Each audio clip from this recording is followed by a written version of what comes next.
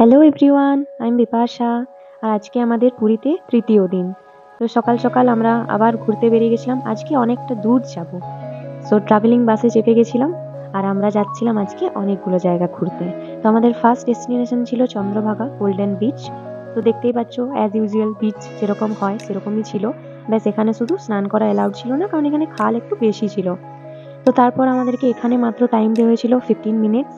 তার মধ্যে আমরা বিচ ঘুরে যা খাওয়ার টুকটাক খেয়ে পর আবার বাসে উঠে পড়ি। তারপর আমরা আমাদের নেক্সট ডেস্টিনেশনের দিকে যাচ্ছি। তার আগে এখানে সিস্টেম যে হোটেলে খাবার বুক করে নিতে হয়, তো সেরকম খাবার বুক করে নিলাম। আর দেখতে পাচ্ছ যেখানেই যাব বৃষ্টি। তো চলে এসেছি আমরা আমাদের নেক্সট ডেস্টিনেশন কোণারকের সূর্য মন্দির। এতদিন ছবিতে দেখা মন্দিরটাকে চোখের সামনে দেখে সত্যিই একটা অসাধারণ এক্সপিরিয়েন্স। এই কোণারকের সূর্য মন্দির নিয়ে একটা গল্প আছে। এই মন্দিরের প্রতিষ্ঠাতা রাজা নরসিংহদেব। আর উনি এই মন্দিরের প্রতিষ্ঠা করার জন্য 1200 শ্রমিক রেখেছিলেন এবং তাদের 12 বছর সময় দিয়েছিলেন। তো তারা এই মন্দিরের কাজ সম্পূর্ণ করেন, খুব ভালোভাবেই করছিলেন। তো কি হয়েছিল, 12 বছর আর কিছু মাসের মধ্যে কমপ্লিট হয়ে যেত, কিন্তু তারা যে মেন কাজটা সেটাই ঠিক করে করতে পারছিলেন না। তাই মঙ্গলকোটের প্রতিষ্ঠাটাই ঠিক করে করতে পারছিলেন না।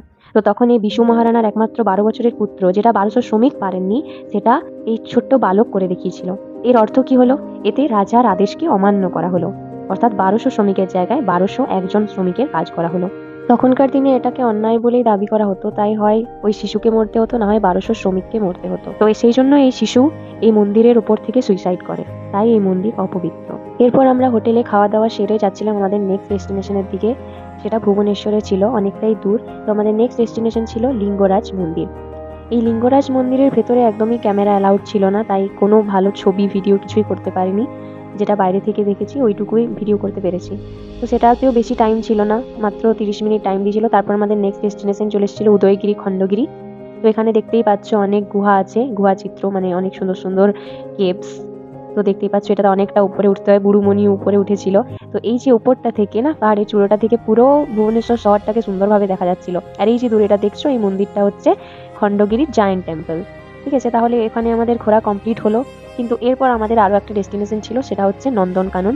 সত্যি বলতে এত ঘোরার পর আর এনার্জি একদমই ছিল না। তো চিড়িয়াখানা যেহেতু এর আগেও দেখেছি, তাই সেরকমভাবে চিড়িয়াখানা দেখার ইন্টারেস্ট ছিল না। আর বুড়ুমণিও খুব ক্লান্ত হয়ে গেছিল, আর পারছিলেন না, বয়স্ক মানুষ। আমরাই ক্লান্ত হয়ে গেছিলাম, তাহলে বুড়ো তো হবেই। তাহলে টুকটাক পাখি দেখছিলাম আর মাছ দেখেছিলাম একটু। তারপরে এই বয়স্ক দাদু আবার রাস্তা হারিয়ে ফেলেছিলেন, তো উনিও আমাদের সাথে এলেন, ওনার বাস খুঁজে পেলেন। তো ব্যাস এভাবে আমরা নন্দনকাননে সেরকম ভাবে ঘুরতে পারিনি, ব্যাক করে যাই। তো আমাদের ফিরতে ফিরতে অনেকটাই রাত হয়ে গেছিল, এসে আমরা খাওয়া দাওয়া করে ঘুমিয়ে পড়েছিলাম। তো ঠিক আছে, এরপর ডে 4 খুব তাড়াতাড়ি আসছে। যদি ভিডিওটা ভালো লেগে থাকে তাহলে লাইক করে দিও।